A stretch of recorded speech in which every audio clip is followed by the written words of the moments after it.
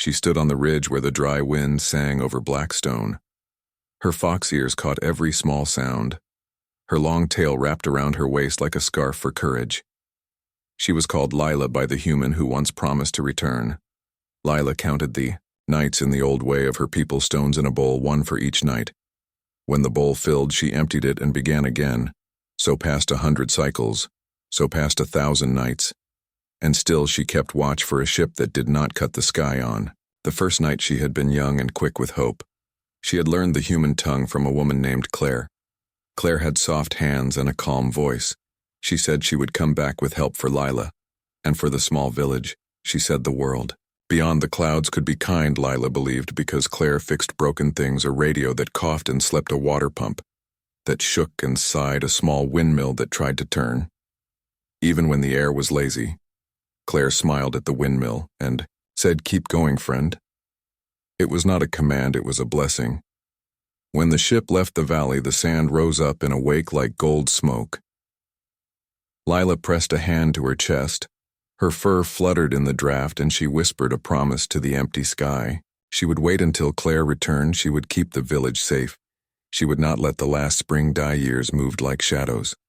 The bowl filled and emptied. Children grew as tall as the rock figs and learned to hunt sand moths. Elders told stories by firelight. Some nights the wind carried a thin note from the horizon. Lila always thought it might be an engine. It was usually only the desert singing to itself. She walked the boundary lines each dawn. She checked the copper pipes that Claire had left. They bled water from the deep wells to the greenhouse frames. The vines inside were patient and green. Their tiny bellflowers smelled like cool rain. When the sun climbed high, the frames threw long stripes on the sand. Lila walked in those stripes and felt brave again. Alone on the ridge, she spoke in simple words to keep her heart even. Today will not break me one more night. One more stone. She did not mark days. Nights were easier. They had stars, and the stars were like small doors that might open. Rumors drifted in from traders who followed the dry rivers. A war had started far beyond the sky. The human fleets had moved and folded and vanished. Names burned like sparks, then were gone. Lila listened for the name Claire. She did not hear it when the traders left. She stood very still until the dust settled. Then she went back to the ridge and counted another night. Fear visited like a shy animal. It did not roar. It simply sat beside her and breathed slow. What if Claire had forgotten? What if the promise had been light and nothing more? Lila let the fear sit. She did not fight it. She did not feed it. She said to herself that love can be late and still be love. On the night of the cold moon, a storm rolled in from the scarps. The sky flashed white. The sand turned to glass. In thin rivers, tents fell and frames cracked and the windmill groaned. Lila ran from rope to keep the village from being peeled away. Her tail was a flag in the storm. Her ears hurt from the howl of it. She did not stop when the wind ended. The valley was a new place. The lines of it had been moved by force. Lila walked the broken edges and began again. She tied and nailed and poured and dug. By dawn, the water hummed again in the pipes. The first light held her face like a warm hand. She leaned into it and rested. That morning an old rover limped over the ridge. Its tires were tired and its lights were dim. At the wheel sat a woman with freckles and strong shoulders. Her name was Nora. She had a pack full of maps and a throat full of dust. She said she was looking for a lost beacon. Lila poured tea and listened. Nora spoke of a human evacuation years ago. She said the list held a name, Claire Hart, a mechanic and field medic, who had stayed behind to help a village with wells and frames. No one knew what happened after there had been radio silence. Lila kept her face quiet, but her tail gave her away. It lifted and trembled. She asked Nora in the slow, careful voice she used for shy animals, "Can a person be lost and then found again?" After so many nights, Nora looked at the glassy lines of storm-cut sand and said, "People are found every day in places that do not want to give them back. Hope is a stubborn guide." Nora repaired the rover in exchange for water and a night of rest. She played a small music device and showed Lila old songs of earth. Voices rose like birds breaking from a field. Lila closed her eyes and felt the rhythm under her ribs. In that rhythm, she heard Claire say, "Keep going, friend." It was not memory only, it was direction. On the next dawn, Lila and Nora climbed the ridge together. They scanned the sky for signs of ships.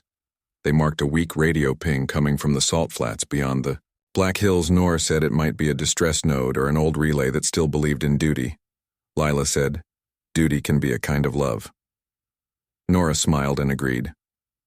They set out with 2 canteens and a coil of wire, and a little hope packed tight. The flats were a white mirror. Heat rose and waves made the far rocks dance. Lila walked by sound. Her ears heard the slow ache of the earth and the faint heart of the beacon. After a long day, they found an antenna half buried in salt and wind sand. It blinked. In a slow pattern like a patient eye, Nora patched a cable between the node and her device. She breathed short. She said, there is a recorded message here. It is old but clear. They sat in the thin shade of the antenna and listened without words. No, one spoke the name aloud. A voice came through, soft and steady. The voice told of a ship that never reached the village because of a fire over the dunes. The voice told of a rough landing and a walk through heat. The voice told of a wound that would not stop. The voice said, I wanted to keep my promise. If I cannot, then please let this reach Leela. Please tell her I was trying every hour until the last. Please tell her she kept a world alive with a small windmill and a brave heart. Please tell her she is not forgotten. Lila did not cry like in the old stories of her people. She did not wail or tear her hair. She put her hand on the white salt and pressed until the sting steadied her. Nora looked away and let the moment belong to Lila. When the wind moved again, Lila stood and said, we will carry this home. We will plant it in the ground and let the words play for anyone who needs to hear them. No one will be alone in their waiting anymore. Back in the valley, the village stood in a half circle while the node spoke. Children leaned on elders and the elders leaned on staffs after the message ended. There was a quiet like snow in that quiet. Lila told a new story. She told of a human woman who kept her promise until the last breath. She told of a love that moved like water through copper pipe. She told of 1,000 nights that grew roots and became a forest under the skin. She told of how a promise did not die when a person did. It turned into a path for others to walk. News moves in ways no one understands. The story traveled on trader routes and in market tents. It reached a salvage guild in orbit and a group of medics on a hospital ship. It reached a cooperative of farm pilots who still seeded dry moons for free.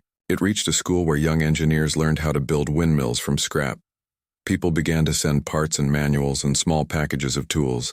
They sent letters too. Letters without dots and corners. Letters full of plain words like we heard and we care and we are coming, on bright morning. A line cut the sky at last, not a warship, only a small carrier with patched plates and a name painted by hand. It landed on the flats where the glass lay in thin rivers. Dust rose, then fell like a curtain.